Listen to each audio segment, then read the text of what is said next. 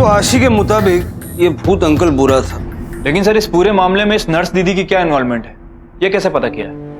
गंभीर, अब तक हम ये जान चुके हैं कि ये ताहिर चिश्ती है, कहाँ रहता है, वगैरह वगैरह वगैरह। ताहिर के कॉल रिकॉर्ड्स निकालो, हो सकता है कि उससे हम ये नर्स दीदी को आइडेंटिफाई करने में कामयाब हो जाए। Okay sir. सर ताहिर का बेटा राशिद, जिसने ताहिर की बॉडी को आइडेंटिफाई किया था, सर हो सकता है कि वो भी कुछ जानता हो। एग्जैक्टली। तुम आगरा जाओ और राशिद से पूछताछ करो, इस ताहिर के जरिए ही हम नर्स दीदी तक पहुंच सकते हैं। Okay sir.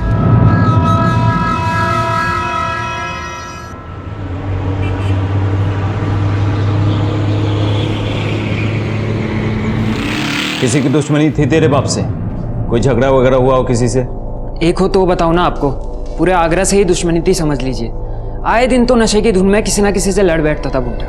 और सर नशा करने के लिए पैसा चाहिए होता है तो जाकर उधार लेकर आता, और फिर उसे चुकाने का तो सवाल ही पैदा नहीं होता। लेनदारों की लाइन लगी रहती थी सर घर पर। आते, गालियां देते, मारपीट करते और चले जाते। ताहिर किसी नर्स को जानता था? पता नहीं सर, मतलब नर्स से उसका क्या वास्ता? चरस, गांजा, अफीम ये सब जानता था बुड्ढा, और कुछ नहीं। आशी मम्मा के साथ खेलेगी? देखो आज ना मम्मा अपना सारा काम छोड़ के सिर्फ आपके साथ बैठी है ना? हम एक काम करते हैं, हम सांप सीढ़ी खेलते हैं। अच्छा हम आपका फेवरेट लुक्का छुपी खेलते हैं। हाँ क्या हुआ आशी? हाँ सर इस नर्स दीदी के बारे में तो कुछ पता नहीं चला, लेकिन सर ताहिर का बेटा राशिद थोड़ा अजीब है सर। पुलिस स्टेशन में जब बाप की बॉडी देखने आया था तो थूक के गया सर। यही है बाप मेरा।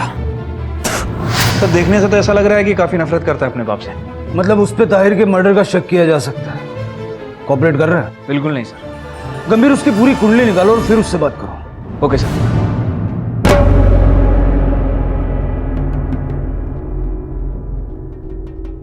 पढ़ो ये क्या लिखा है। क्या है? आशी ने लिखा आज आशी का दिल बहलाने के लिए मैंने सोचा उसके साथ कोई खेल खेलते हैं। लुका छुपी का नाम लेते ही वो इतना डर गई। बार बार पूछने के बाद उसने लिखा लुका छुपी खेलने से भूत घर जाना पड़ेगा। और जब मैंने उससे पूछा लुका छुपी खेलने से किसके साथ भूत घर जाना पड़ेगा, तो उसने ये लिखा।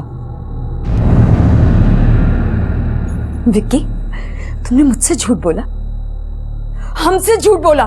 तुमने कहा था उस दिन तुम। अच्छी बेटा तुम यहीं पे बैठो, मैं पानी का बोतल लेके आता हूँ। ओके? पापा चॉकलेट और आइसक्रीम दिला दीजिएगा। हाँ, चॉकलेट और वेफर्स भी। दांत में कीड़े हो जाएंगे। बैठो यहीं पे। हाँ? ओके। कहीं जाना नहीं। ओके? भाई साहब एक पानी का बोतल देना। और एक आशी। आशी? भाई साहब, ओ भाई साहब, आशी? विक्की बताओ सच क्या है? मैं क्यों छुपाऊंगा कुछ? आशी दो बातों को मिक्स करके बता रही। आओ मेरे साथ। आशी बेटा, मम्मा को बताओ जिस दिन आप खो गई थी उस दिन पापा और आशी लुका छुपी खेल रहे थे पार्क में। फिर हम कार में बैठे, आपको प्यास लगी, पापा पानी की बोतल लाने के लिए गए। पापा ने बोला भी था कि कार से मत उतरना, बोला था ना पापा ने?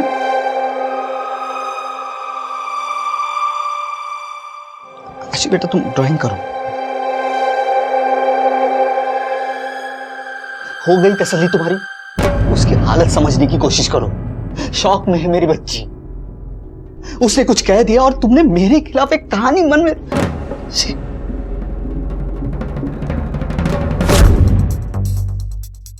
हाँ साहब, पर ताहिर एक नंबर का शराबी था साहब, और बेटा एक नंबर का मवाली। साहब मैंने तो यहाँ तक सुना है कि आजकल वो चाकू लेकर घूमता है। ये क्या हुआ? कुछ नहीं सर। घर परिवार के बारे में कोई बात बताई थी कभी? वो कभी अपने घर के बारे में बात नहीं करता था। इसके अलावा और कुछ पता है? हाँ साहब, उसकी एक बेटी भी थी। वो पहले यहाँ पे आती जाती दिखती थी, पर काफी दिनों से वो भी नहीं दिखी साहब। सुना तो बहुत बड़ा गुंडा बनना चाहता है। रामपुरी चाकू किधर है? आपको किसने बोला? जिसने भी बोला ना उसे तो। ये सारी गर्मी ना हमारे सामने नहीं, समझा? बोल चाकू किधर है?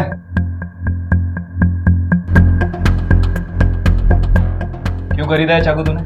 अपने बाप को मारने के लिए?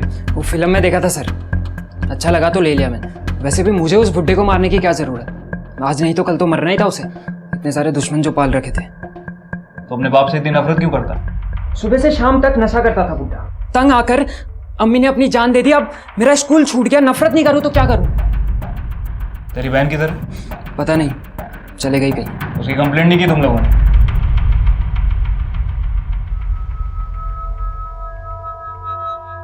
ये तो इतना कोऑपरेट नहीं कर रहा है, अब क्या? आसिफ,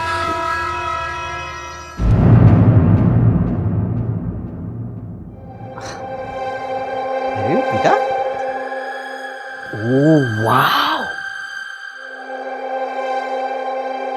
दिस इज तो ब्यूटीफुल ना। पापा और आशु बेटा कितने दिनों से बाहर नहीं गए ना। चलो आज हम बाहर घूम के आते हैं और पापा आपको स्ट्रॉबेरी आइसक्रीम भी दिलवाएंगे, आपकी फेवरेट। चलो, अरे चलो चलो चलो जल्दी जल्दी जल्दी, घर बैठे बोर नहीं होती क्या आप? चलो स्ट्रॉबेरी आइसक्रीम खाते हैं, फिर कहाँ ले जा रहे हैं? घूमने। नहीं, कोई जरूरत नहीं है, ये मेरे साथ ही ठीक है। क्या पागलपन है? हाँ, नाटक बंद करो तुम्हारा। चलो, अरे बेटा हम आइसक्रीम खाने के लिए जा रहे हैं ना, स्ट्रॉबेरी आइसक्रीम खाएंगे पापा के साथ। चलो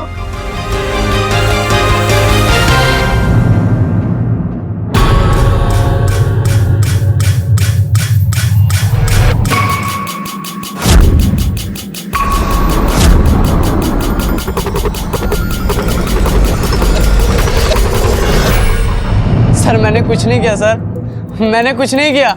जब तूने कुछ किया ही नहीं तो भाग क्यों रहा था? देख आसिफ, अच्छे से पूछ रहा हूँ, सीधे सीधे बता दे। बोल।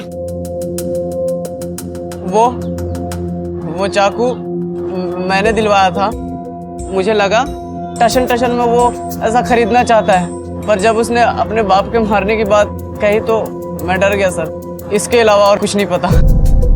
ये राशिद अपने बाप से इतनी नफरत क्यों करता था? राशिद को लगता है कि उसकी बहन को उसके बाप ने ही गायब करवाया है।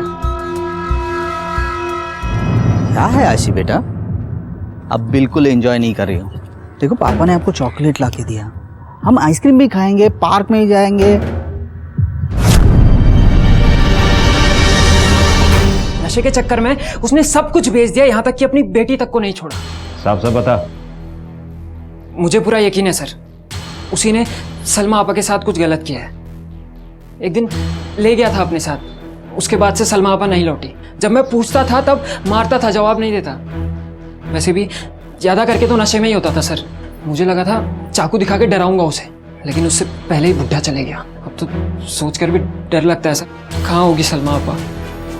तेरी बहन की फोटो है तेरे पास?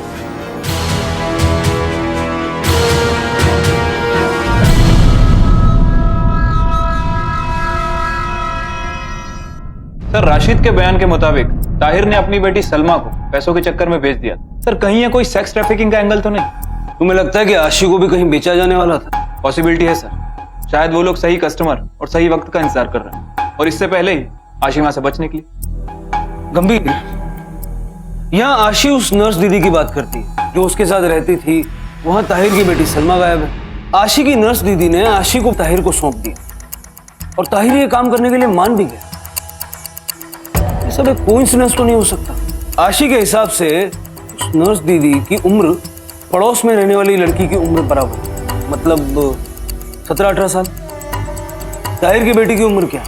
सर, क्या आपको लगता है कि आशी की ये नर्स दीदी ताहिर की बेटी सलमा है? लगता तो है, लेकिन कंफर्म सिर्फ आशी कर पाएगी।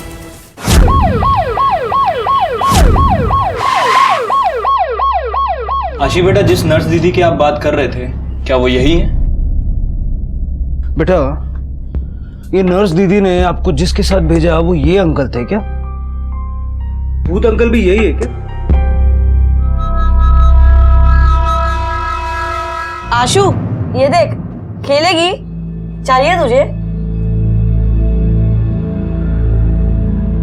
नीता, जो हो गया सो हो गया। अब अपनी बच्ची भी घर वापस आ गई है। आ तो गई है दीदी, पर अजीब सा डर बैठ गया है दिल में। किस बात का डर? आशी, चल मैं तुझे कुछ दिखाता हूँ। चल ना आशी, चल ना। देव, वो नहीं आना चाहती ना, तो क्यों जबरदस्ती कर रहा है?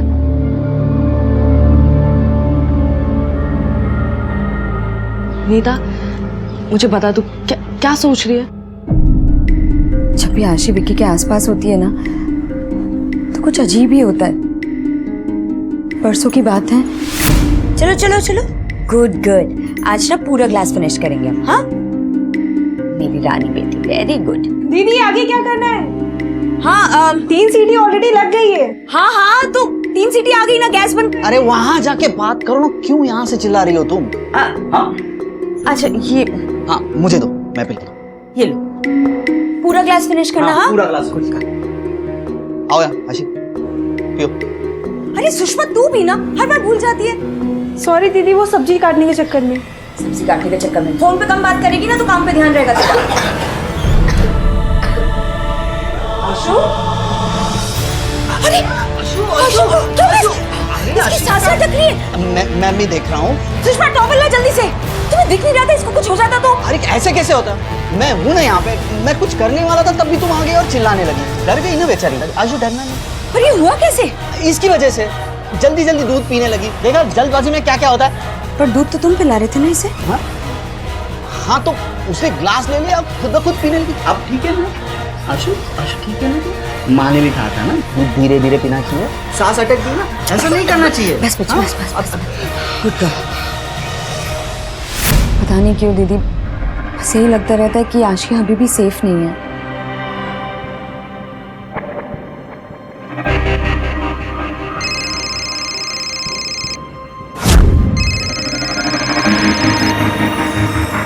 एक मिनट दीदी। मेरी अपनी बहन पर छुप छुप कर नजर रख रहे थे तुम, तुम्हें शर्म नहीं आई क्या? तेरे जीजा ने बोला था मुझे, काम कर रहा था काम, समझी? वो बात अलग है, साले ने पैसे नहीं दिए अभी तक। हाँ मैं बाद में बात करती हूँ। हाँ ओके ओके। पुलिस को पूरा यकीन था कि ताहिर ने ही आशी का अपहरण किया था। और भूत अंकल वो कौन था? वो था भी या नहीं? उसकी क्या भूमिका थी? इन सारे सवालों के अब तक कोई जवाब सामने नहीं आए। क्या सलमा और ताहिर ही आशी की इस दयनीय हालत के जिम्मेदार थे? आशी की फिक्र, उसे बचाने की कोशिश, क्या आशी के सामने रचा गया एक ढोंग था? और फिर सवाल उठता है आशी के परिवार का, कौन आशी पर पल पल नजर रख रहा था? नीता और उमा अब दोनों ही अपने पतियों पर शक करने लगी थी। क्या शिवम और विक्की किसी भी तरह से ताहिर और सलमा से जुड़े हुए थे? वहीं दूसरी तरफ पुलिस ताहिर और भूत अंकल के बीच की कड़ियां ढूंढने की कोशिश कर रही थी। किसका शक सही था और किसका गलत? ये ताहिर की फोन रिकॉर्ड्स। कोई अजीब नंबर, कोई हिस्ट्री शीटर वगैरह? एक्चुअली ताहिर ज्यादा लोगों से टच में नहीं था, यही कोई 12-15 नंबर है, लेकिन इसमें से 3 नंबर लेनदारों के हैं जिनसे ज्यादा बातें होती थी। होगा कोई पैसे वैसों का चक्कर? लेनदार? या तो सब कहीं ऐसा तो नहीं कि ताहिर से कुछ लेना देना हो, आई मीन किसी ने पैसों के चक्कर में ताहिर को मार दिया हो, या तो सब हमें इन लेनदारों से बात करनी होगी। सर बिजनेस है जी मेरा, कोई मर्डर थोड़ी हो। आदमी को अगर मार ही दिया तो पैसे कहाँ से आएंगे जी? यकीन मानिए ताहिर को मैंने कुछ नहीं किया। फोन आते रहते थे ताहिर के, वही 1000 रुपये पैसे मांगने, लेकिन काफ़ी उम्र से फ़ोन आया नहीं उसका। एक पैसे का भरोसा नहीं कर सकता मैं उसका। महेंद्र सिंह कहाँ है? जी वो तो घर पे नहीं है, कुछ काम से गाँव गए। ताहिर जानती हो इसे? हाँ जानती हूँ। क्या हुआ इसे? मर्डर हो गया इसका। अक्सर आता जाता रहता था हमारे घर में कर्जा उठाने। 1 सवाला कर्जा लिया था इसने, अब तो वो भी डूब गए। कब तक लौटेंगे तुम्हारे पति? जी वो पता नहीं। एक्चुअली क्या है ना, वो गांव में अक्सर आते जाते रहते हैं और गांव में ठीक सा सिग्नल भी नहीं मिलता। आ जाएंगे 3-4 दिन में। जैसे ही आते हैं हमें इन्फॉर्म करवाओ। जी बिल्कुल। हाँ मैं कल तक करवा देता हूँ तेरा काम, पक्का पक्का। हाँ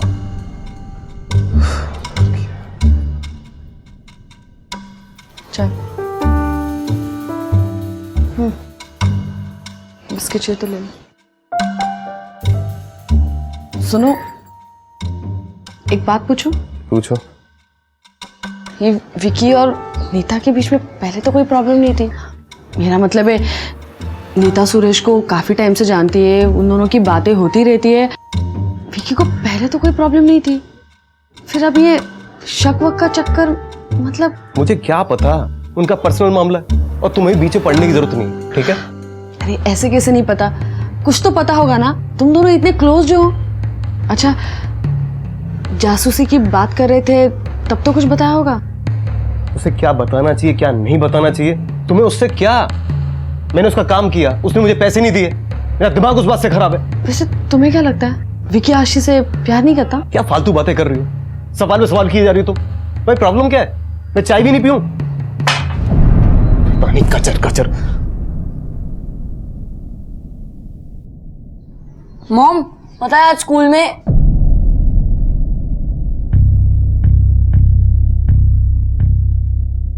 हेलो, मैं दिल्ली पुलिस स्टेशन से बात कर रहा हूँ। महेंद्र सिंह से बात हो सकती है? जी वो तो घर पे नहीं है। कब तक आएंगे? जी कुछ बोल के नहीं गए हैं। आए तो उन्होंने बोला इस नंबर पे फोन करे। एक नंबर लिखिए, ये देखिए सर। वो अग्रवाल महेंद्र अग्रवाल अभी तक नहीं आया। उसकी भी बोल रही थी कि मैंने ही फोन ट्राई किया पर नहीं लग रहा, शायद वो 3-4 दिन में लौट आएगा, ऐसा बोल रही थी। ठीक है सिंह, तुम जाओ। Yes sir. सर और 3-4 दिन सर, ये कहीं कोई एक और गुमशुदगी का मामला ना बन जाए। हाँ गंभीर, लेकिन उसके लिए इन्वेस्टिगेशन तो रोक नहीं सकते। उसके मोहल्ले में एक रूटीन पूछताछ करवाओ, देखो किस टाइप का आदमी है और देखो किसी सस्पेक्ट से उसका कोई कनेक्शन मिलता है। Okay sir. नहीं ये तकिए से क्या? क्या मतलब है तुम्हारा? अरे सर के नीचे रखा था, नींद में खिसक गई थी। नहीं छोड़, मैं करती हूँ, मैं करूंगी। हद करती हो यार तुम, पागल हो गई हो, बात बात पे मुझ पर शक करती हो।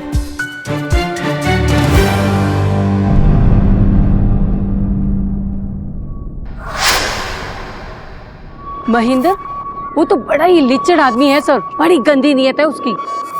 महेंद्र बड़ा ही खतरनाक आदमी है साहब। मैंने एक बार उससे पैसे उधार लिए थे, देने में जरा सी देर क्या हो गई तो घर तक पहुंच गया। मेरे बहन को घूर रहा था, मुझे धमकी दी तो मैंने उससे लेन देन करना बंद कर दिया साहब उसके बाद। हाँ यादव जी, अंदाजा सही निकला आपका। महेंद्र सिंह का बैकग्राउंड चेक करवाया मैंने, पुराना रिकॉर्ड है इसका। तो छोटा मोटा गुंडा था, मारधार, छेड़खानी, डराने धमकाने के केसेज हैं इसके नाम पे।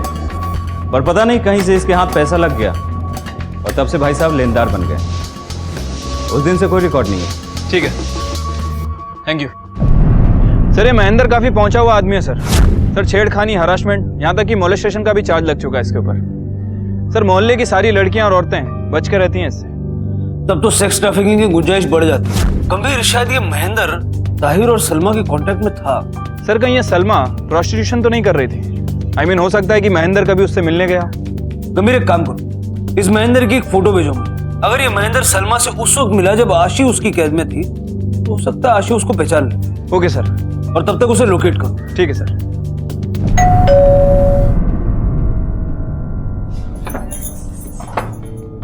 सर आप? आशी से कुछ सवाल पूछने थे। जी मैं बुलाती हूँ। आशी बेटा बाहर आओ एक बार। मैं 1 मिनट देख कर आती हूँ। आशी आशी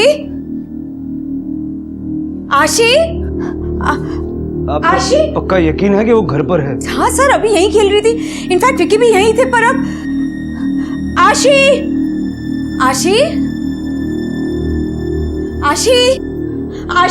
क्विकली आसपास ढूंढो सब जगह।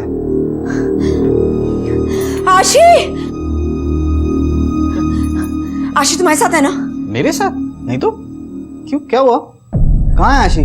तुम्हें पता होना चाहिए आशी कहाँ पर है। अभी तुम टीवी देख रहे थे, आशी तुम्हारे सामने ही खेल रही थी। और तुम कहाँ गए थे? मैं चक्कर मारने के लिए बाहर गया था।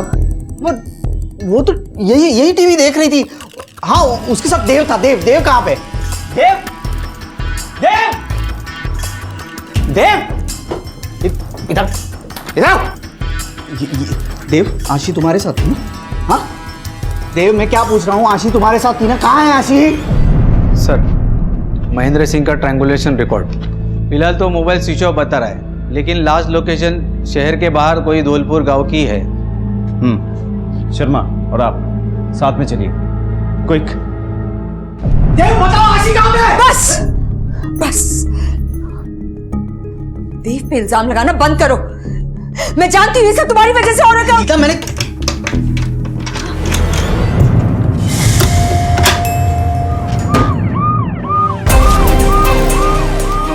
यादव साहब, आपको पक्का है कि नहीं कि ये जगह? ट्रायंगुलेशन रिकॉर्ड्स के हिसाब से महेंद्र की लास्ट लोकेशन यही है। आसपास देखते हैं, कुछ ना कुछ जरूर मिलेगा। चप्पा छान मारो। पानी पी ले। हाँ बस गुड। आशी बेटा पापा को बताओ, आप कब्र में कैसे पहुंचे? हम देखो, आपने हम लोगों को डरा दिया था, पुलिस अंकल को भी आना पड़ा आपको ढूंढने के लिए। वो डर गई थी विक्की अंकल, उसकी गलती नहीं है।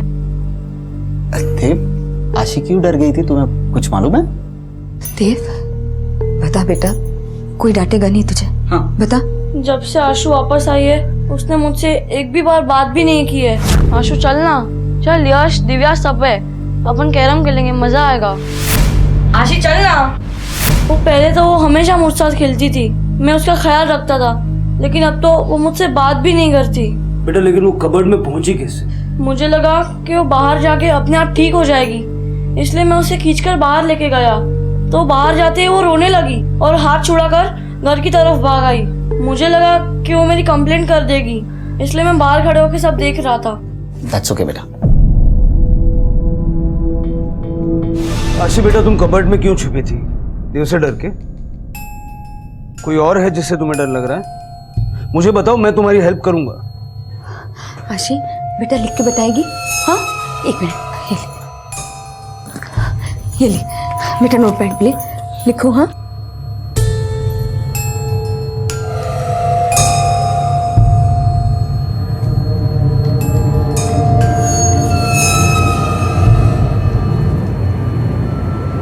नर्स दीदी? नर्स दीदी क्या आशी? हाँ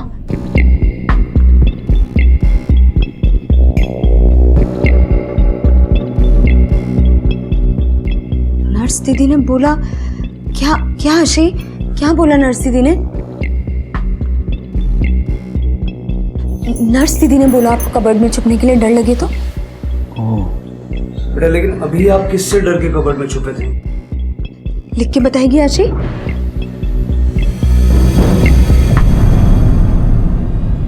आशी, आशी इधर देखो बेटा, ये देखो, आप जानते हो ना अंकल को?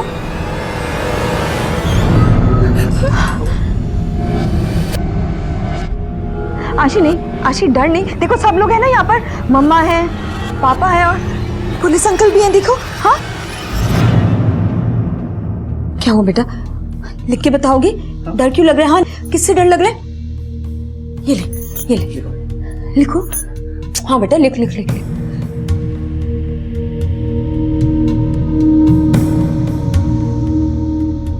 भूत अंकल? हाँ गंभीर। सर एक बहुत बड़ी लीड हाथ लगी है। सर महेंद्र का फोन जिस जगह पे स्विच ऑफ हुआ था वो जगह मिल गई है। सर काफी सुनसान जगह है, आगरा से ऑलमोस्ट दूर। सर हो सकता है कि आशी को यहीं किडनैप करके रखा गया हो। और सलमा? सर सलमा नहीं मिली है। गंभीर, मुझे अभी पता चला है कि महेंद्र ही भूत अंकल था। उस लोकेशन की फोटो खींच के मुझे अभी भेजो, मैं आशी से कंफर्म करवाता हूँ कि क्या वो वही जगह है जहाँ इसको रखा गया था। Okay sir.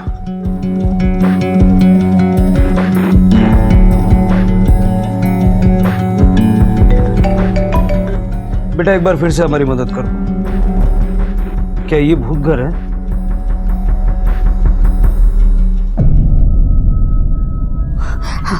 गंभीर। हाँ सर। घर को चारों तरफ से सील कर दो और फॉरेंसिक टीम को बुलाओ। Okay sir. यह साफ था कि महेंद्र ही वो रहस्यमयी शख्स था जिसे आशी भूत अंकल के नाम से पहचानती थी। हैवानियत और क्रूरता का केंद्र महेंद्र का वो घर भी अब पुलिस को मिल चुका था। लेकिन महेंद्र और सलमा वो कहां थे? अगर महेंद्र और सलमा मिले हुए अपराधी थे तो बदकिस्मती से वो बच निकलने में सफल हो चुके थे, और अगर सलमा आशी की ही तरह एक पीड़ित थी तो संभवतः वो भी महेंद्र के कब्जे में ही थी। पुलिस को एक और सवाल सताने लगा था। उस घर में कैद आशी भूत अंकल के डर से अलमारी में छिप जाया करती थी, लेकिन अपने ही घर में अपने ही परिवार के साथ उसे किसका डर था? इस बार आशी अलमारी में किसके डर से जा छिपी थी? गंभीर, मैंने सोचा नहीं था कि ये केस इतना कॉम्प्लिकेटेड हो जाएगा। इतने सारे विक्टिम्स, इतने सारे सस्पेक्ट्स और एक तरफ सलमा, इसके बारे में अभी तक हमारे पास कोई क्लैरिटी नहीं। सर एक बात समझ में नहीं आ रही। आशी के बयान के मुताबिक सलमा ने आशी को भागने में मदद की थी। सर आशी के भागने के बाद सलमा भी तो वहां से भागी होगी, क्योंकि महेंद्र सलमा को भी मारता था। सर थोड़े समय के लिए मान लेते हैं कि सलमा विक्टिम नहीं है और महेंद्र ने ही सलमा को वहां आशी की देखभाल के लिए रखा था। सर ऐसी कंडीशन में सलमा आशी को क्यों भागने देगी? लेकिन वो खून जो हमें कमरे में मिला सलमा का ही हुआ, तो इसका मतलब है कि आशी के जाने के बाद भी सलमा वहीं रह रही थी। मतलब सिंपल है, अगर उसे भागना ही होता तो वो आशी के साथ भागती। हेलो ठीक है, आप अपडेट करते रहिएगा। ओके सर, आगरा पुलिस को एक और डेड बॉडी मिली है। सर भूत अंकल, सलमा और आशी को तड़पाने वाला। लेकिन सर इसकी ऐसी हालत किसने की होगी? गंभीर बॉडी का पोस्टमार्टम करवाओ और फॉरेंसिक से कांटेक्ट करो। वो जो ब्लड सैंपल्स हमें मिले थे कोई महेंद्र के तो नहीं? Okay sir. महेंद्र की पोस्टमार्टम रिपोर्ट और फॉरेंसिक से भी कंफर्मेशन आ गई है। घर के अंदर मिला हुआ खून महेंद्र का ही है। अजीब बात है सर, महेंद्र का खून हुआ घर में, लेकिन उसकी बॉडी इतनी दूर मिली। मल्टीपल इंजरीज गंभीर। महेंद्र जैसे हट्टे कट्टे आदमी को ओवर पावर करके कोई इस तरह से कैसे पीट सकता है? उसके बॉडी में अल्कोहल के या सेडेटिव्स के ट्रेसेस हैं क्या? नहीं सर, ऐसा तो कुछ भी नहीं है। अजीब बात है सर। सर हम लोग ये सोच रहे हैं कि महेंद्र ने सलमा को नुकसान पहुंचाया होगा, लेकिन यहाँ तो बात ही उल्टी है। महेंद्र का खून हो चुका और सलमा का कुछ पता ही नहीं। सर कहीं सलमा ने ही तो। How is that possible? Salma जैसी लड़की महेंद्र जैसे आदमी को ढेर कर दे, वो भी ऐसे टाइम पे जब महेंद्र के खून में ना ही शराब के ट्रेसेस हैं ना ही कोई सेडेटिव्स। ताहिर की postmortem report? Sir murder method, murder weapon और बॉडी को डिस्ट्रॉय करने का तरीका सेम टू सेम। सर कहीं ऐसा तो नहीं कि महेंद्र और ताहिर इन दोनों को किसी एक ही आदमी ने मारा? गंभीर, अगर हम सलमा पर शक कर रहे हैं तो महेंद्र का तो समझ में आता है, अपने बाप को क्यों मारेगी? सर महेंद्र सिंह के ऑल रिकॉर्ड।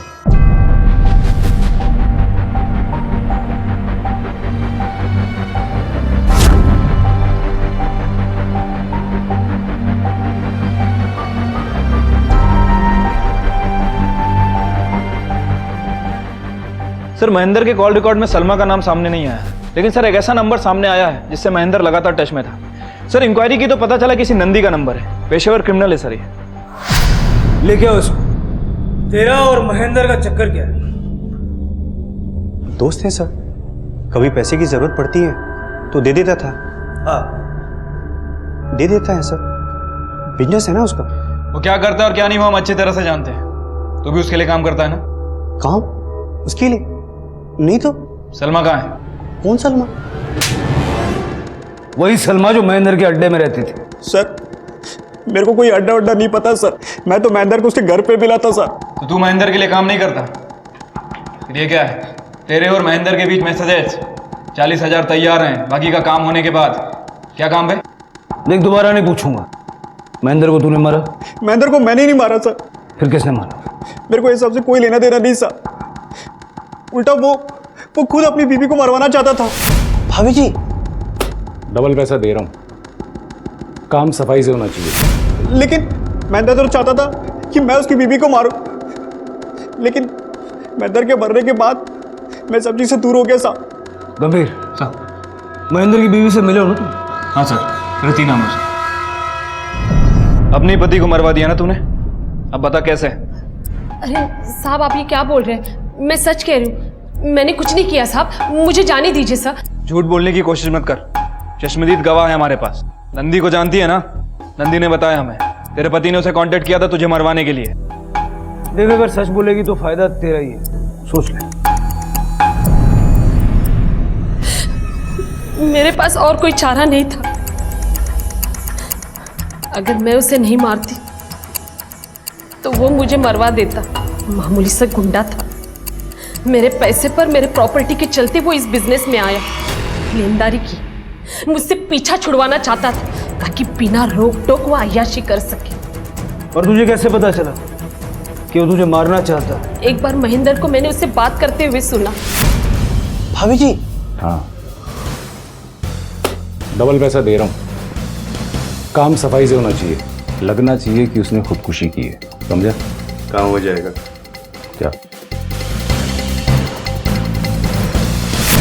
उससे बचने के लिए मैंने अपने भाई रजनेश का सहारा लिया। इससे पहले नंदी मुझ तक पहुंचे, हम दोनों ने ठान ली कि महेंद्र को मार देंगे। तभी अचानक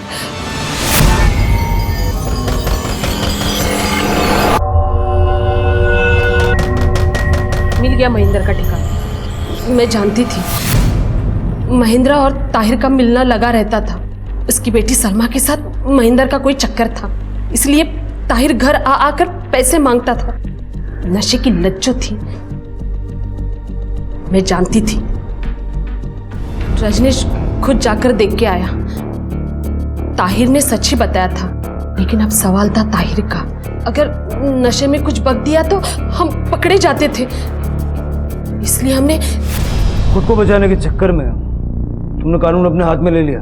महेंद्र जानवर था, गुनहगार था, लेकिन उसको मारने की फिराक में तुम दोनों भी तो गुनहगार हो गए। सलमा कहाँ है? मुझे नहीं पता साहब। तुम दोनों वही थे ना महेंद्र के अड्डे पर? फिर तुम्हें नहीं पता कि सलमा कहाँ है? या फिर उसे भी मार के काट के कहीं फेंक दिया? नहीं साहब, हम लोग सच कह रहे हैं, हमें नहीं पता। सर मैं अंदर गया तो फिर अंदर कोई नहीं।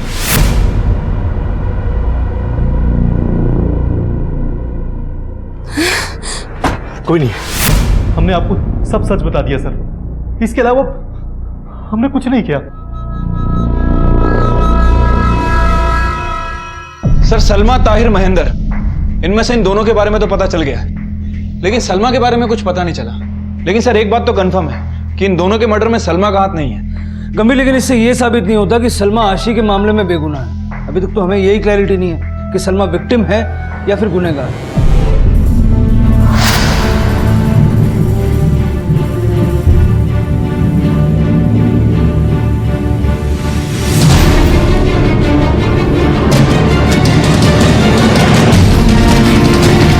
हेलो, सलमा उर्फ नस दीदी, आशी याद है ना?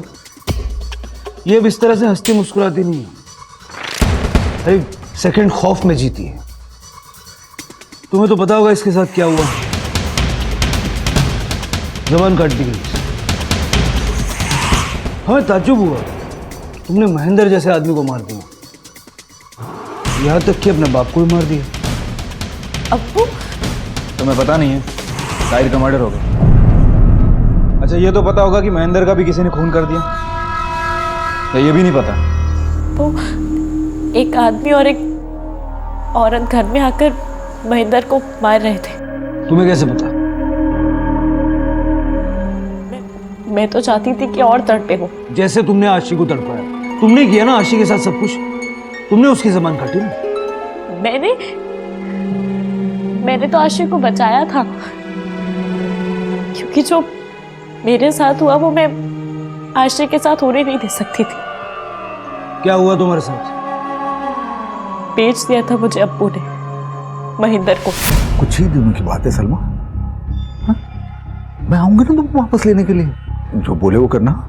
वो भागने का ख्याल अपने जहन में लाना भी नहीं। अगर तूने उसकी बात नहीं मानी, यहाँ से भागने की कोशिश की, तो वो राशिद को और तेरे अब्बू को जान से मार देगा। खतरनाक आदमी है महेंद्र। तो हमारे लिए रुक जाइए, दर्द सहने। कुछ दिन अब्बू के कुछ दिन, कुछ हफ्ते और कुछ महीनों में बदल गए। महेंद्र मुझे रोज तड़पा कर वो सब करवाता था जो मैंने कभी ना सुना और ना कभी सोचा था। पता नहीं क्या मजा आता था उसे मुझे नर्स के कपड़ों में देखकर। रोज मारपीट करता था। फिर अचानक एक दिन अब्बू आए आशी को लेकर। वो दिन जिसका मुझे इंतजार था वो दिन आ गया था। मुझे लगा अब्बू आशी के बदले मुझे लेने आए। वो बेचारी तो इतनी मासूम और इतनी प्यारी थी कि यहाँ मैं जानती थी कि उसकी जिंदगी जहन्नुम बन गई है। और वो मुझसे इतना प्यार करती थी। जहाँ बाप ने मुझे मरने छोड़ दिया, वहाँ वो 7 साल की बच्ची सब कुछ सहने के बावजूद मेरा साथ छोड़ने को तैयार ही नहीं थी। और फिर आई वो काली रात। कभी नहीं भूल सकती मैं जिस तरह महेंद्र ने उसकी जुबान। तुम खुद भी तो आशी के साथ वहां से निकल सकती थी, फिर क्यों रुक गई वहां पर? मैं भागना ही कहाँ चाहती थी। मैं तो उस महेंद्र को मारना चाहती थी, इससे पहले कि वो मेरी जैसी और जिंदगियां बर्बाद करे। सर, तुम बाहर बैठो।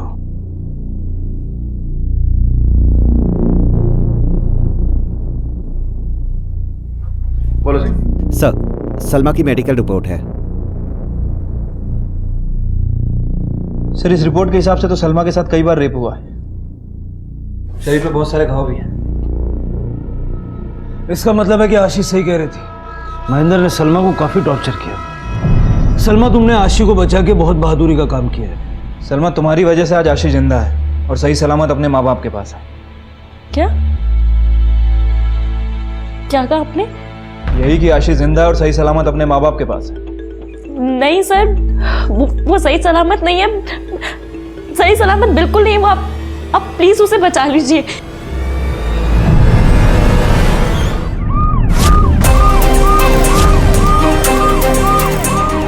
गंभीर,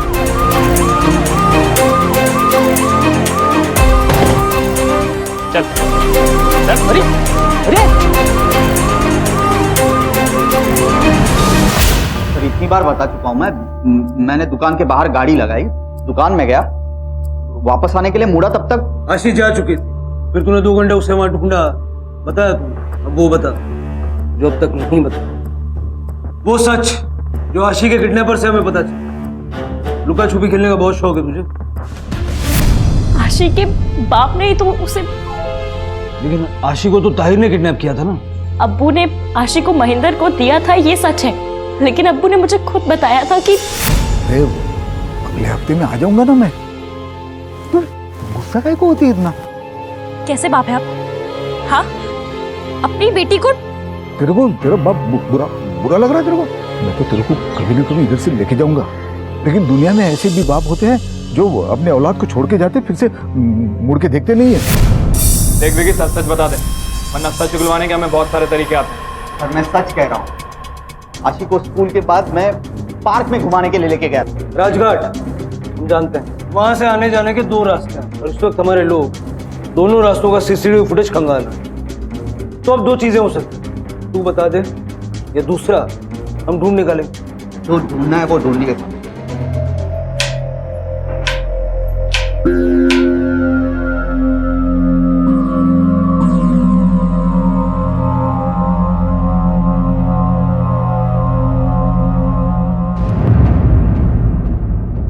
सर ये उस एरिया की सीसीटीवी फुटेज है जहां से विक्की निकला था, लेकिन उसकी गाड़ी यहाँ कहीं दिख नहीं रही। मतलब उसने झूठ बोला, वो इस रास्ते से आया ही नहीं। दूसरे रास्ते की फुटेज, 1 मिनट, ये रही सर।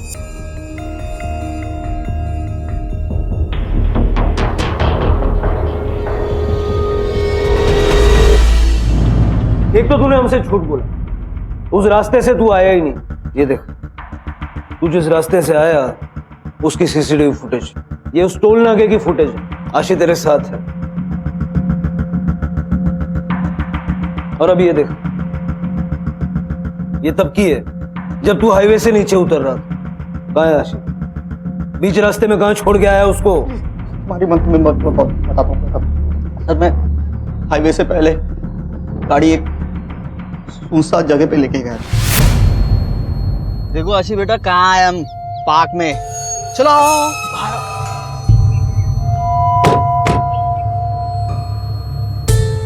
चलो। Isn't it beautiful? Yes. Yes. चलो खेल खेलते हैं, लुका छुपी। Upper dead.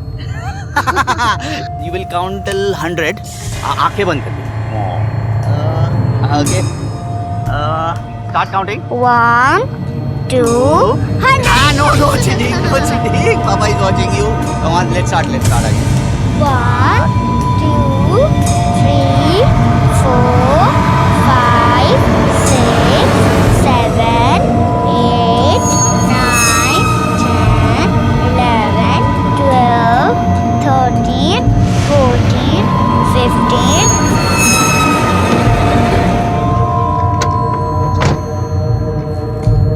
98, 99, 100. पापा, पापा, पापा। और फिर दुकान के आगे जाके तूने गाड़ी रोकी और आशी को ढूंढने का ड्रामा किया, जिससे दुकानदार को तेरी बात पे विश्वास हो जाए और वो बाद में तेरी ही कहानी दोहराए। क्यों किया तूने अपने बच्चे के साथ ऐसा? तो क्या आशी मेरी बेटी नहीं है? शिवम ने बयान दिया था कि वो झूठ बोल रहा है, इसके बावजूद भी तुझे लगता है कि आशी तेरी बेटी नहीं है? अरे वो बोलने से क्या होता? नीता और सुरेश का कुछ चक्कर था। अगर सुरेश नहीं तो और किसी के साथ चक्कर था। नीता का आशी मेरी बेटी नहीं है, ये तय। कैसे बताइए? सर मैंने मेरा स्पर्म काउंट चेक करवाया था, वो काफी लो था। तो आशी मेरी बेटी कैसे हो सकती? बकवास बंद कर, समझा? तू तो ऐसे बोल रहा है जैसे तूने डीएनए टेस्ट करवाया हो। कोई जरूरत नहीं है सर, मुझे अंदर से मालूम है वो मेरी बेटी हो ही नहीं सकती। हर दिन उसका चेहरा देख पाना मेरे लिए मुश्किल हो गया।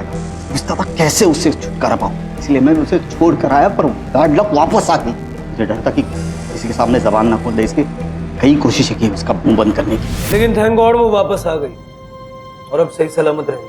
लेकिन तू लंबे टाइम के लिए जेल में जाएगा।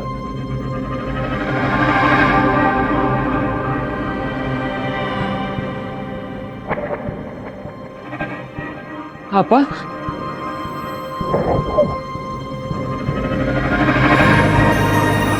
किधर थी तू? अब आ गई उधर। चुप हो जा। तू ये बता कैसा है तू?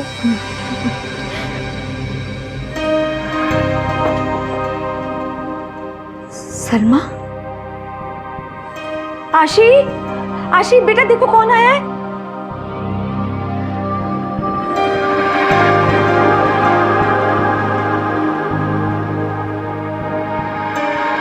Thank you so much Salma, तुमने आशी की जान बचाई। मैंने तो बहुत देर कर दी, बचाना तो पहले ही चाहिए था। आशी जिंदा है, सही सलामत है, मेरे पास है। जहाँ उसके बाप ने उसे मरने के लिए छोड़ दिया था, हाँ तुमने उसे बचाया। जानती हूँ कैसा लगता है। बच्चों के लिए उनके बड़े, खासकर उनके पिता, किसी हीरो से कम नहीं होते। बच्चे अपने पिता को आदर्श मानकर अक्सर उन पर आंख मूंद कर अपना भरोसा रखते हैं। बदकिस्मती से आशी और सलमा दोनों को ही उनके पिताओं ने धोखा दिया।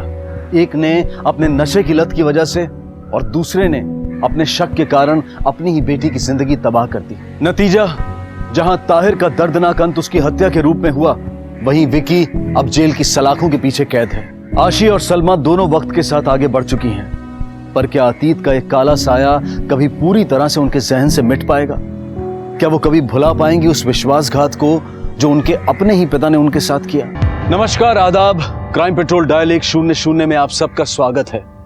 बुरा मत बोलो, बुरा मत सुनो, बुरा मत देखो, इन 3 बातों के प्रतीक 3 बंदर आजकल स्कूल की किताबों से भी गायब हो रहे हैं। आजकल जैसे लोगों की तासीर बदल रही है, क्या ऐसे माहौल में हम अपने आप को इस काबिल पाते हैं कि हम अपने बच्चों को इन 3 बंदरों की शिक्षा दे सके? अरे यार तू क्या कर रहा है? दे दे दे, छोड़ छोड़ छोड़, पकड़। अरे यार अच्छे से मार, कम ऑन जल्दी। अरे यार किसको मार रहा है? ओए चूरन, बॉल फेंक।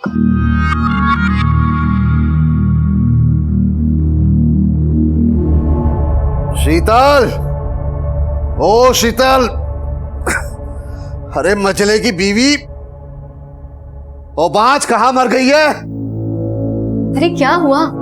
बुढ़ापे में क्यों अपनी जान जला रहे हो? बहू को बेटी तो मानते नहीं हो, कम से कम आप शब्द तो मत बोलो उसके लिए। तो क्या तेरे मजनू बेटी की तरह उसे लला लाला बुला के लल्लू चप्पू करूं उसकी? अरे और मेरे निकम्मे बेटे की बीवी कान में रुई डाल के बैठ गई है क्या? अगर 2 मिनट में नहीं आई ना तो तेरी चोटी काट डालूंगा। बेटा तुम कपड़े बदल लो। शीतल, कान में रुई डाल के बैठ गई है क्या? जी वो बाहर थी इसलिए आपकी आवाज नहीं सुनी। फालतू की सफाई मत दे, जो साफ करना वो साफ कर। सूंघ सूंघ के मेरी बदबू से मेरा दिमाग खराब हो गया। संभाल।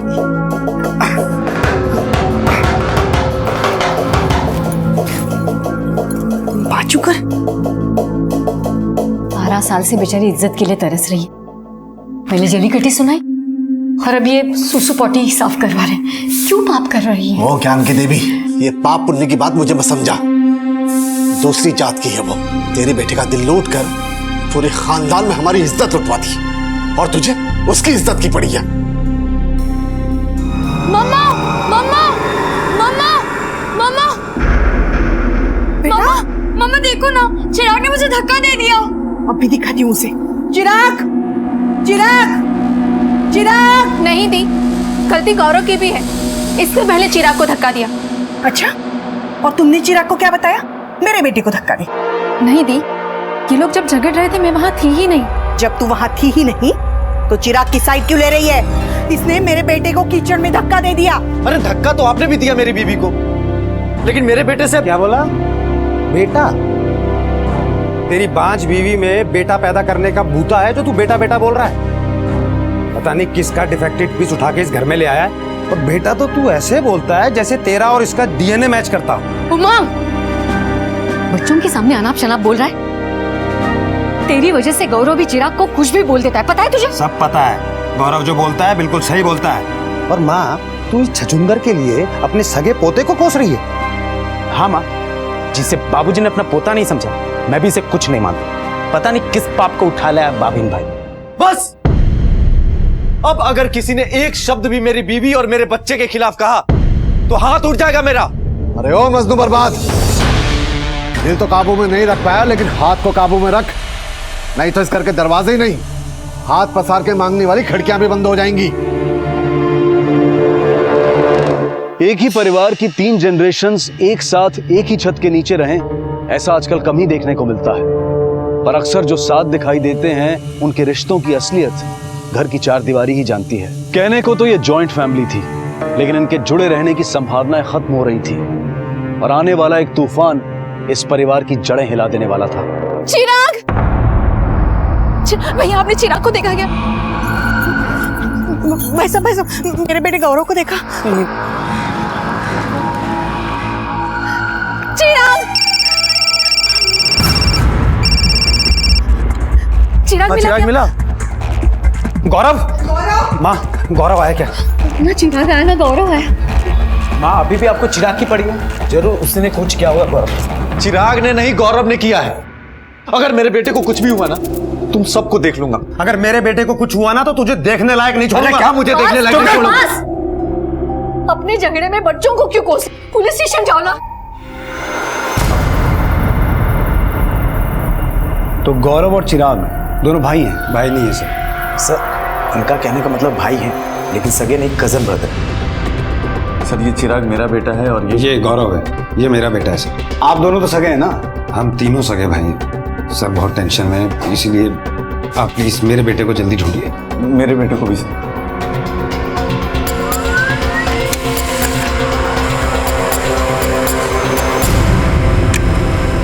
तो दोनों खेलने गए थे लेकिन वापस नहीं आए। सर, इसका बेटा चिराग एक नंबर का बदमाश है। सर, बदमाश इनका बेटा गौरव है। सर, चिराग बहुत सीधा बच्चा है। पता है कितना सीधा है? तेरे सीधे साधे बेटे ने उस दिन गौरव को कीचड़ में धक्का नहीं दिया। सर, इनका बेटा हमेशा उसे चुरन चुरन करके चिढ़ाता रहता है। एक एक करके बताइए। सर, वो बात क्या है ना, गौरव और चिराग में बनती नहीं थी। बनती तो शायद तुम्हारे भाइयों में भी नहीं है। तो मैं छोड़िए, ये बताइए कहाँ खेलने गए थे?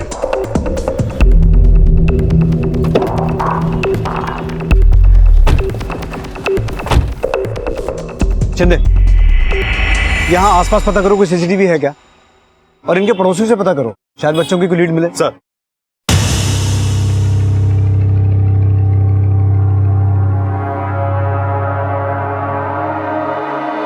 सर, चिराग और गौरव तो हमेशा लड़ते रहते थे, इसलिए वो दोनों एक साथ तो नहीं हो सकते। तो फिर कहाँ हो सकते हैं दोनों? ये तो मुझे नहीं पता।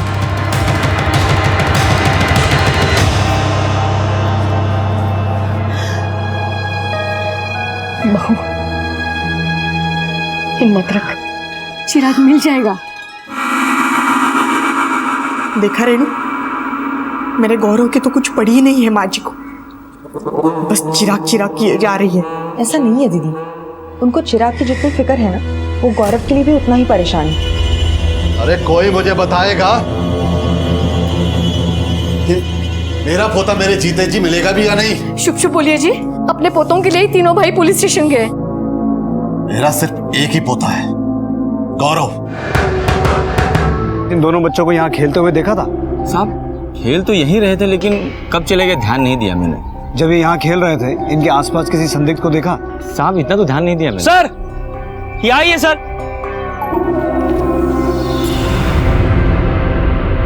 ओए चुरन, साइकिल की हवा खा रहा है?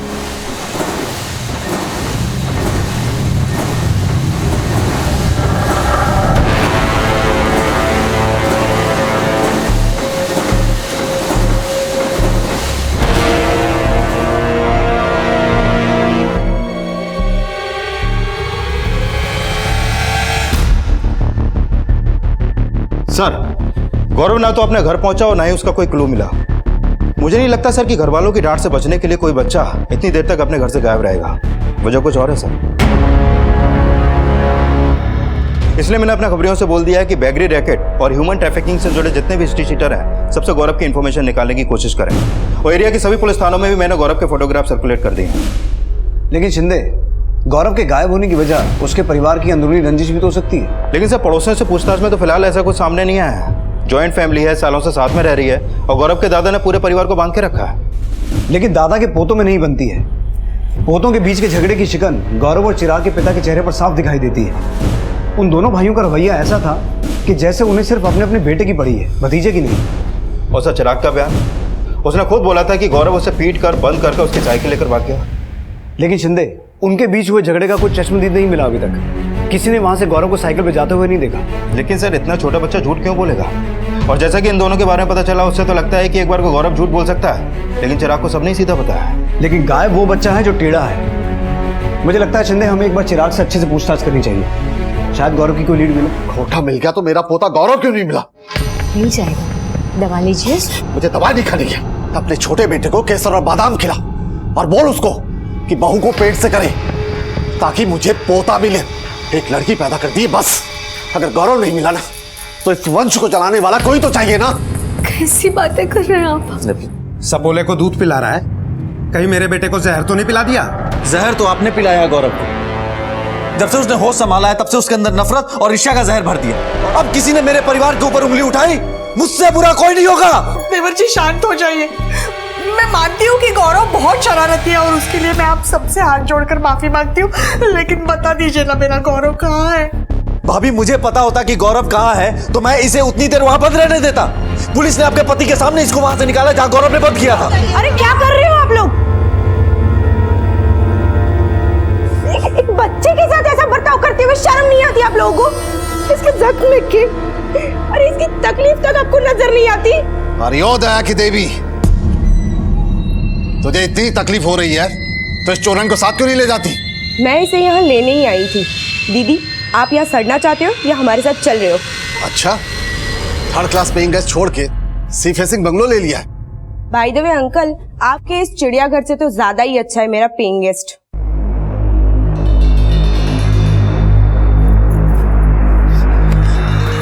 इंस्पेक्टर साहब, मेरा गौरव मिला? गौरव का तो अभी तक कुछ पता नहीं चला। फिलहाल हम चिराग से मिलने आए।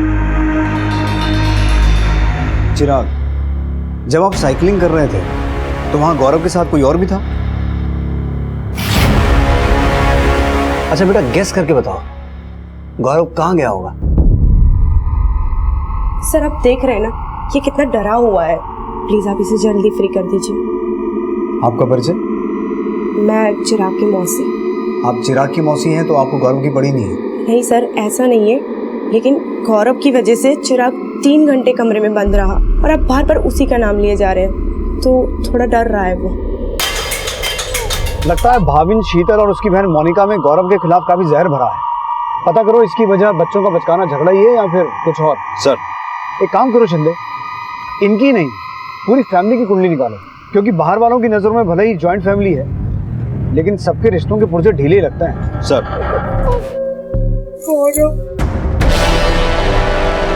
दीदी, हिम्मत रखिए, गौरव मिल जाएगा। मेरे जख्मों पर नमक छिड़कने आई है तू? हाँ, बड़ा बेटा बेटा करती है ना, लेकिन एक बात याद रख, असली माँ वही होती है जिसकी कोख होती है। और मैंने अपने गौरव को 9 महीने कोख में रखकर पाला। अगर तुम लोगों की वजह से गौरव को कुछ हो गया ना तो छोड़ूंगी नहीं मैं तुम्हें।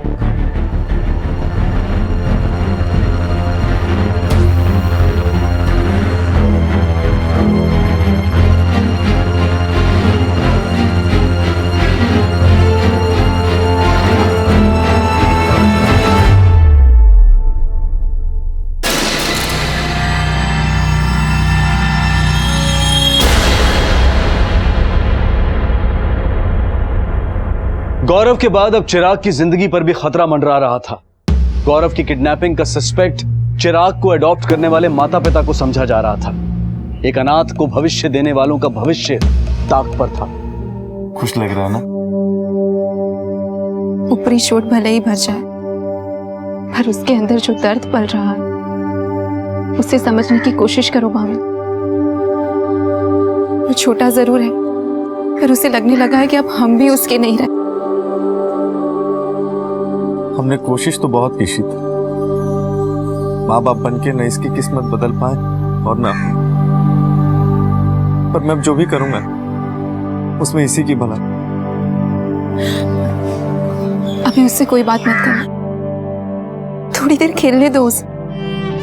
2 दिन से घर में बंद था, अगर तुम्हारे आंसू देखेगा तो फिर से परेशान हो जाएगा।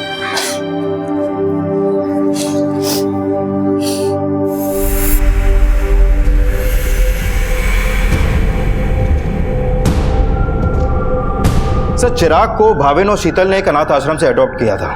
उनके फैमिली डॉक्टर से पता चला कि शीतल कभी भी मां नहीं बन सकती, और उसकी इसी कमी की वजह से भाविन के पिता ने शीतल को कभी भी अपनी बहू नहीं माना।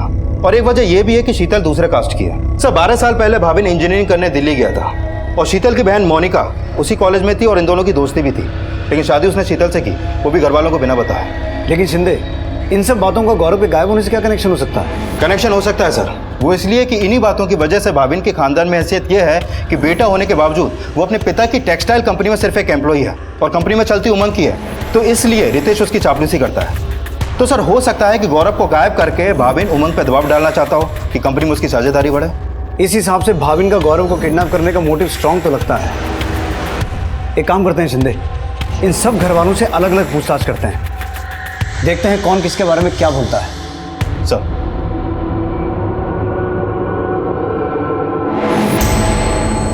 उमंग जी। सर, आप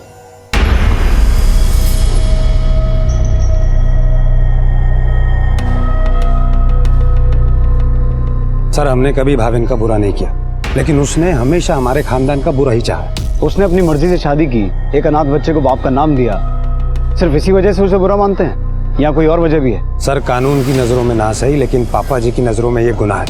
सर, हम सब ने तो उसका बॉयकॉट कर दिया था, पर माँ ने जिद की तो पापा जी ने उसे घर में जगह और कंपनी में नौकरी दे दी। और उसके साथ इतना सब कुछ करने के बाद भी उसे ऐसा लगता है जैसे उसके साथ कोई नाइंसाफी हुई है, और इन्हीं सब बातों की भड़ास वो मेरे बेटे पर निकाल रहा है। गौरव को गायब करके भाविन भाई उमंग भाई को चोट पहुंचाना चाहते हैं और बाबूजी के सारे बिजनेस को हथियाना चाहते हैं। सर, मुझे पूरा यकीन है कि अपनी किस्मत को बदलने के लिए ना उसने गौरव को गायब करने का दांव खेला। अगर तुम्हें इतना यकीन है तो पहले क्यों नहीं बोला? सर, मैं तो बस इंतजार में हूँ कि कब भाविन अपनी लालची नियत का पिटारा खोले, पर लगता है आप लोगों की इन्वॉल्वमेंट देखकर उसने चुप्पी साध ली है। पर देख लीजिएगा सर, जल्दी सबको पता चल जाएगा कि भाविन ने ही गौरव को गायब किया है। हो सकता है कि गुस्से में भूल हो गई हो तुमसे, चाहो तो पश्चाताप कर सकते हो अभी भी। सर, जो रोज अग्नि परीक्षा देता वो पश्चाताप से नहीं डरता। मैं, मेरा बच्चा, मेरी बीवी जो सब कुछ सहते आ रहे हैं ना, आपके ये सवाल उन जख्मों पे नमक छिड़कने का काम कर रही है। तो अगर गौरव के गायब होने में तुम्हारा हाथ नहीं है तो फिर किसका हो सकता है? सर, ये किसी घर वाले का नहीं, बाहर वाले का काम है। उमंग और रितेश की मत मारी गई है जो भाविन को गलत समझ रहे। माँ जी तो हमेशा शीतल और भाविन की साइड लेती है, लेकिन उन्हें ये नहीं पता कि उनकी असलियत क्या है। सर, यहाँ पर शीतल दीदी और भाविन भाई को कोई पसंद नहीं करता।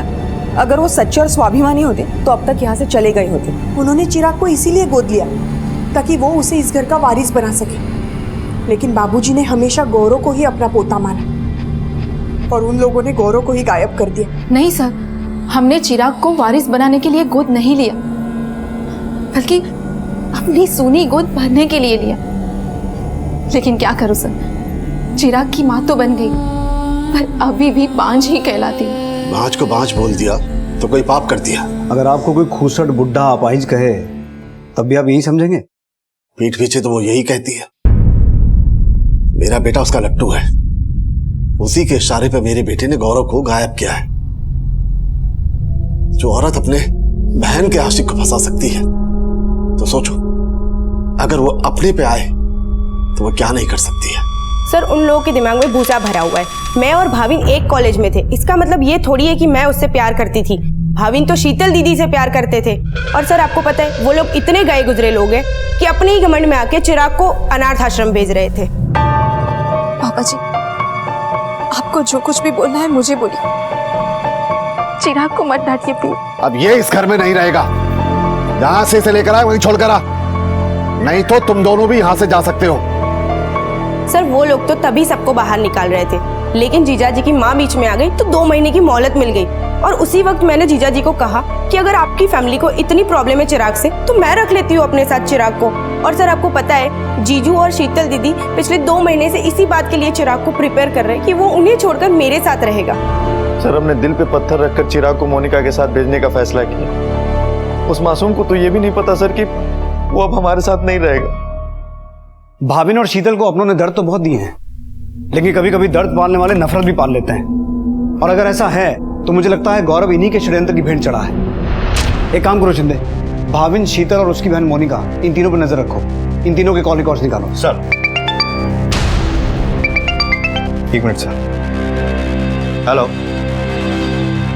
क्या? ठीक है हम पहुंचते हैं। सर भाविन का फोन था, चिराग फिर से गायब हो गया। बाजी मेरा चिराग कहाँ चला गया, पता नहीं कहाँ होगा। आ जाएगा, आ जाएगा, हिम्मत आ जाएगा। सर चिराग घर में बैठे बैठे बोर हो रहा था, मैंने कहा कि जाकर के बाहर खेल। सर वो बाहर खेलते खेलते पता नहीं कहाँ गायब हो गया। मैंने कहा था ना, ये किसी घर वाले का नहीं बाहर वाले का काम है। गौरव को जहाँ ढूंढना चाहिए वहाँ नहीं ढूंढ रहे हैं आप। अब देखिए चिराग भी खो गया। सर गौरव को किसने गायब किया नहीं किया मुझे नहीं पता, लेकिन चिराग को इन्होंने गायब किया और मेरे ऊपर इसलिए इल्जाम लगा रहे क्योंकि इनको लगता है कि गौरव को मैंने गायब किया। सर बहुत शाना है ये। चिराग को गायब करना इसकी एक चाल है ताकि आप लोग ये समझे कि गौरव को इसने गायब नहीं किया, और तू मेरे ऊपर इल्जाम लगा रहा है। इल्जाम नहीं लगा रहा हूँ, सच कह रहा हूँ। चिराग के लापता होने के बाद पुलिस की इस थ्योरी पर सवाल उठने लगा, जिसमें गौरव के गायब होने की संभावनाओं में फैमिली एंगल पर जोर दिया जा रहा था। लेकिन इन अपराधों में किसी बाहरी एंगल की लीड भी पुलिस को नहीं मिली थी। सर बैगरी रैकेट और ह्यूमन ट्रैफिकिंग से जुड़े जितने भी हिस्ट्री शीटर और ब्लैक लिस्टेड सस्पेक्ट है, उनमें से किसी से भी गौरव और चिराग की कोई इन्फॉर्मेशन हाथ नहीं लगी। शिंदे, मुझे स्ट्रांगली ऐसा लगता है कि इन बच्चों को उठवाने में किसी घर वाले का ही हाथ है। अंदाजा सही है तो इनमें से किसी ने किसी क्रिमिनल को हायर जरूर किया होगा। इन सब के कॉल रिकॉर्ड्स, बैंक स्टेटमेंट्स, हर डिटेल निकालो। पूरे परिवार पर नजर रखो।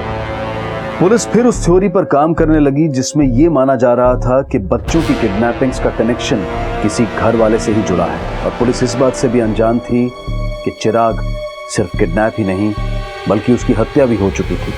सर भाविन के घर वालों की बैंक स्टेटमेंट चेक की, सबके ट्रांजैक्शन नॉर्मल लगे, लेकिन भाविन के बड़े भाई उमंग के अकाउंट से हर महीने 30,000 रुपए किसी कविता त्रिवेदी नाम की औरत को ट्रांसफर होते हैं। इस कविता का ना तो इनके बिजनेस से कोई लेना देना है और ना ही वो इनकी कोई रिश्तेदार है। अगर उमंग से हर महीने 30,000 भेजता है तो कोई ना कोई रिश्ता तो होगा। कहाँ रहती है कविता त्रिवेदी?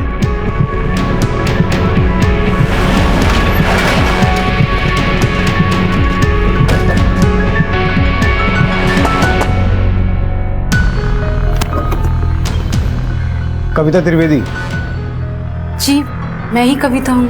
अब बोलिए। आप उमंग शाह को जानती हैं? जी जानती हूँ, पर आप लोग। उमंग शाह का बेटा गौरव और भतीजा चिराग काफी दिनों से लापता हैं। उसी सिलसिले में आपसे बात करनी है। क्या गौरव लापता है? ये आप क्या बोल रहे हैं सर? गौरव मेरा ही बेटा है। लेकिन गौरव की माँ तो कुछ और ही बोल रही। गौरव की माँ? कौन? नीतू? नीतू नहीं, कविता की बात कर रहा हूँ। कविता त्रिवेदी। सर गौरव उमंग का बेटा नहीं है, गौरव मेरा बेटा है। 11 साल पहले उसने अपनी बेटी के बदले मेरा बेटा ले लिया था सर। सर दरअसल बात यह थी कि बाबूजी को पोता चाहिए था और नीतू के पेट में बेटी थी। कविता और नीतू की डिलीवरी एक ही दिन हुई थी। मैंने इसके पति से बात की। इसका पति मेरे दोस्त का ड्राइवर था, वो मान गया। मैंने अपनी लड़की इन्हें देकर इनका लड़का ले लिया, और जिसके लिए मैंने इसके पति को 2 लाख रुपए भी दिए थे। सर मेरे पति के आगे मेरा जोर नहीं चलता था, पर 5 साल पहले जब मेरे पति की मौत हुई तब मैंने इनसे अपना बेटा मांगा था। बेटा नहीं मांगा था, पैसे मांगे थे। सर इसे पैसे चाहिए थे। मैं हर महीने 30,000 रुपए देता हूँ इसे। भाविन को तो बड़ा कोसते थे आप, खुद पे शर्म नहीं आ रही है? उसने फिर भी एक अनाथ बच्चे को बाप का नाम दिया। आपने क्या किया? एक माँ से उसका बेटा छीना और उसे 30,000 रुपए महीना देके बाप होने का डंका बजा रहे हैं। और आप चाहे अपने पति का वास्ता दीजिए या अपनी गरीबी का, ममता आपकी भी सस्ती ही है। मैं तुझे बरगद समझा था और तू भी बांस निकला। 11 साल से जिस बच्चे को पोता समझ के सीने से चिपका के रखा, वो एक ड्राइवर का खून निकला। अब गौरव जिए या मरे मुझे कोई फर्क नहीं पड़ता है। आज से गौरव का इस घर से कोई रिश्ता नहीं। क्या कह रहे हैं पापा जी? पापा जी रुकिए, पापा जी ऐसा मत कहिए पापा जी। गौरव मेरा बेटा है, मैंने 2 महीने अपनी कोख में पाला है उसे। पापा जी आप सच बताइए ना पापा जी। की नौटंकी, अगर बेटा पालने का तय शौक है ना तो पैदा करके दिखा। पापा जी मेरा ही बेटा। इसे बाप कहलाने के लायक तो तू है नहीं, लेकिन थोड़ी सी शर्म बची है ना, तो उस बच्चे को जिसे तूने अपनी जिंदगी से बाहर निकाल फेंका था उसे वापस ले आ घर। माँ मम्मा प्लीज, मैं सिर्फ आपकी बेटी हूँ मम्मा, प्लीज मुझे पराया मत समझो मम्मा। नहीं, बेटियां पराई ही होती हैं। यहाँ तो मेरा बेटा पराया हो गया, सिर्फ और सिर्फ तेरे बाप की वजह से। इस दुनिया में आने के बाद गौरव और पंखुड़ी के साथ जो अन्याय हुआ उसमें फिर भी ममता और वात्सल्य के कुछ कण बाकी थे, लेकिन चिराग से तो उसके अनाथ होने का भी कर्ज वसूला गया।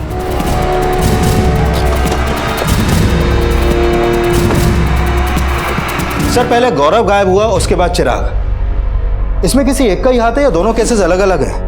क्योंकि गौरव जो पहले गायब हुआ उसका कोई क्लू नहीं मिला, लेकिन चिराग जो बाद में गायब हुआ उसकी डेड बॉडी हमें मिल चुकी है। कहीं गौरव के साथ भी वही ना हो जो चिराग के साथ हुआ है। लेकिन वो कौन है, किसके इशारे पे ये सब हो रहा है, इसका कोई क्लू नहीं मिल पा रहा, लेकिन मोटिव कईयों के नजर आ रहे हैं सर। क्या करना है इसका? दूसरे वाले से तो कुछ हासिल हुआ नहीं, अब इससे कुछ ना कुछ हासिल करना पड़ेगा। कहीं ऐसा तो नहीं कि पहले उमंग ने गौरव को उठवाया ताकि उमंग पर किसी को शक ना हो, और उसके बाद चिराग को उठवाकर मरवा दिया? दादा अपंग हैं, उनके कॉल रिकॉर्ड में से कुछ नहीं मिला। उमंग और भाविन को हम खंगाल चुके हैं। बचा ये रितेश को हमने टैप नहीं किया। इसकी एक बेटी है, बेटा नहीं है। कहीं ऐसा तो नहीं कि अपने दोनों भाइयों को कमजोर करके अपने बाप के बिजनेस में कब्जा जमाना चाहता है? शिंदे, इस रितेश की पूरी हिस्ट्री निकालो। शीतल,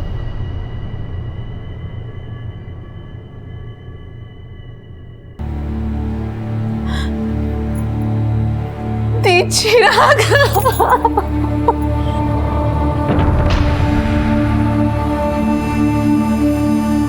आप मर्द औरत को कभी नहीं समझेंगे, कभी उसकी कोख को कोसेंगे, कभी उसके ममता के साथ खिलवाड़ करेंगे। अपने बच्चों के साथ अगर किसी ने कुछ किया हो तो मुझे बताओ प्लीज। चिराग तो वापस नहीं आएगा, लेकिन अगर गौरव को जिंदा छोड़ा तो मुझे बता, और अगर उसे मार दिया है तो वो भी बता दो।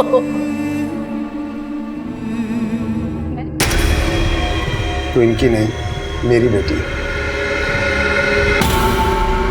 मैं हूं तेरा वो नालायक बाप जिसकी वजह से तुझे ये सब सहना पड़ रहा है। अब और नहीं बेटा, नहीं। चल अपने घर चल।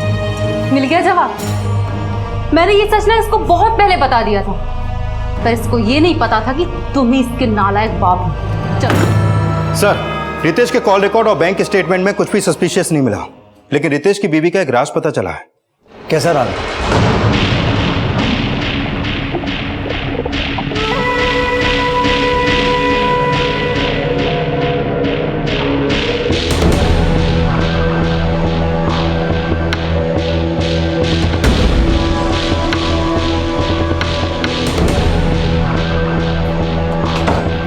कहाँ गए थे? कुछ काम से। जाने के लिए नहीं बोला तुझे, अपने आशिक से मिले थे।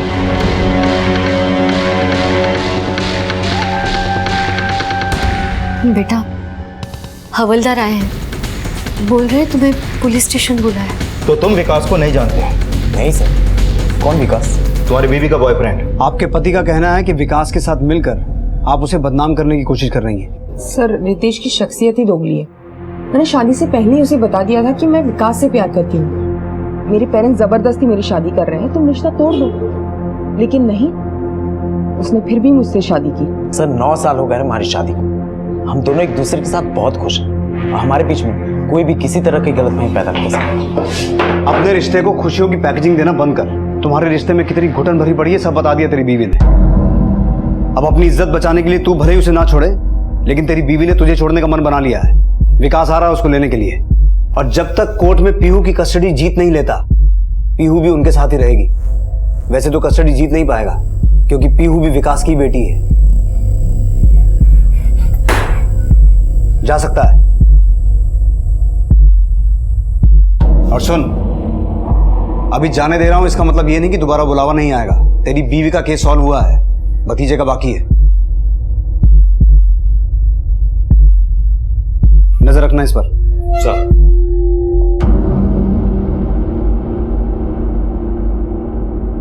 निकम्मे, एक बीवी को नहीं संभाल पाया तूने भी मेरी शान पे खोट लगा दी, नकारा कहीं का। बस कीजिए, आपके इसी घमंड की वजह से बच्चों की जिंदगी बर्बाद हो गई। आपके डर से हमेशा गलत कदम उठाए इन्होंने। इस घर की बर्बादी के लिए सिर्फ आप जिम्मेदार हैं। निर्मला, चुप कीजिए। अगर बची हुई जिंदगी आराम से गुजारना चाहते हो तो मुंह पे ताला लगाओ, वरना बेटे और बहू क्या, मैं भी यहाँ से चली जाऊंगी। गलती हो गई मुझसे, बहुत बड़ी गलती हो गई।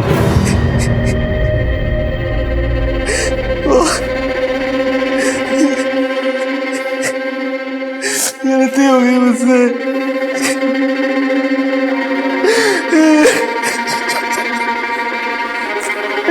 गलती हो गई मुझसे। सर, गौरव के किडनैपिंग के अगले दिन मुझे एक फोन कॉल आया था।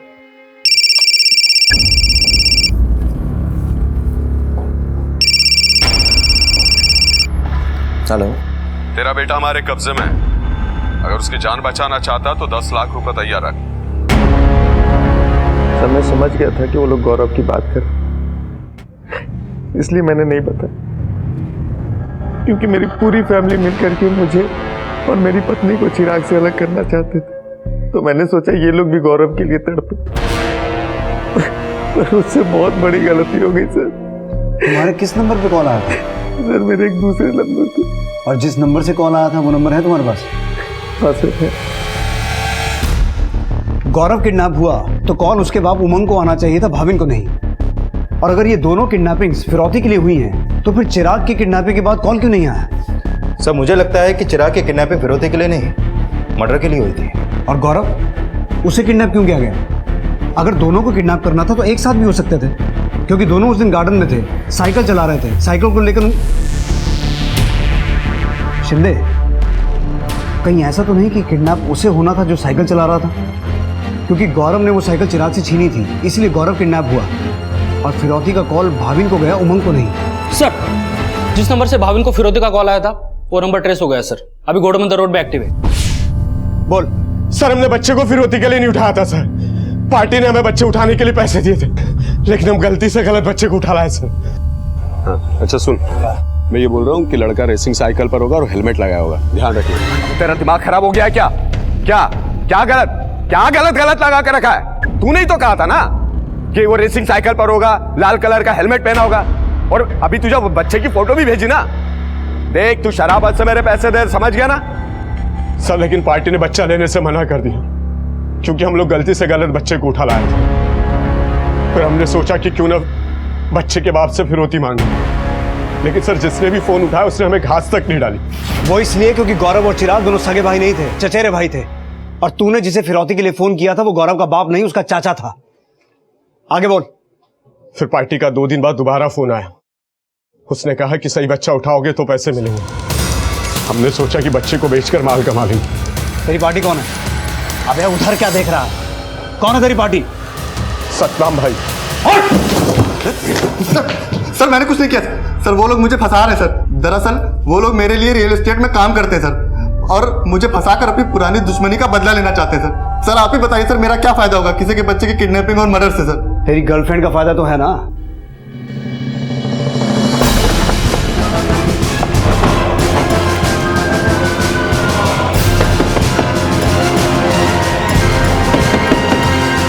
डालो से गाड़ी और पूरे घर को अच्छी तरीके से छानो। सर, मैंने क्या किया? लेकिन सर कुछ बताइए तो सही। सर मेरी बात सुनिए ना। सर मैंने कुछ नहीं किया। मुझे तो ये तक नहीं पता कि सतनाम ने मेरी बहन के बेटे को क्यों मारा। तुम अपने आप को बहुत शानी समझती हो। नहीं सर, जिस बच्चे को मैं अपने पास रखने वाली थी, भला मैं उसको क्यों मारूंगी? तुम उसे सिर्फ अपने पास रखने नहीं वाली थी, तुमने उसे लीगली अडॉप्ट किया था। सर किसी बच्चे को अडॉप्ट करना क्या क्राइम है? तुमने उसे क्यों अडॉप्ट किया था पता चल गया है हमें। उसे लीगली अडॉप्ट करने के बाद 5 करोड़ की इंश्योरेंस पॉलिसी निकलवाई थी ना, तुम्हारे घर से मिली है ये पॉलिसी। चिराग का मर्डर करवा के ये पॉलिसी क्लेम करने वाली थी ना तुम, बोलो। हाँ, चिराग का मर्डर मैंने करवाया। पिछले 10 साल से मैं स्ट्रगल कर रही हूँ अपनी लाइफ सेटल करने के लिए, लेकिन फिर भी कुछ हाथ नहीं आया। सोचा था भाविन से शादी करके मेरी लाइफ सेटल हो जाएगी, लेकिन भाविन तो शीतल दीदी को पसंद करता था और उन्हीं से शादी की।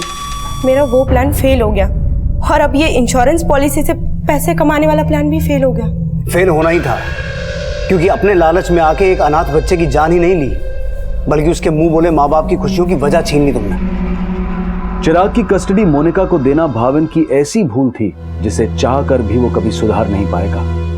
और शीतल पूरी जिंदगी अपनी बहन को कोस कर भी हकीकत नहीं बदल पाएगी कि चिराग अब उनके बीच नहीं है।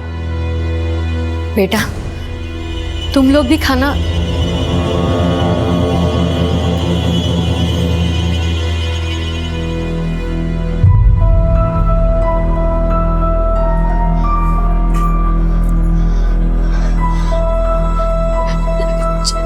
चाची, चाचा, प्लीज मुझे माफ कर दीजिए। मैंने कभी भी नहीं, मैंने कभी चिराग और आप दोनों के साथ अच्छा नहीं किया, कभी भी अच्छा नहीं किया।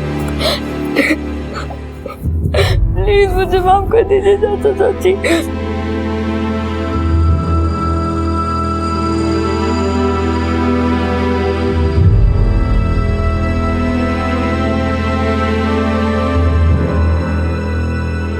बच्चों की भूल तो फिर भी मासूम होती है, लेकिन जो भूल बड़ों से होती है वो कभी कभी ऐसे हालात खड़े कर देती है जिसमें न माफी मांगने की गुंजाइश बचती है और न पश्चाताप के रास्ते नजर आते हैं।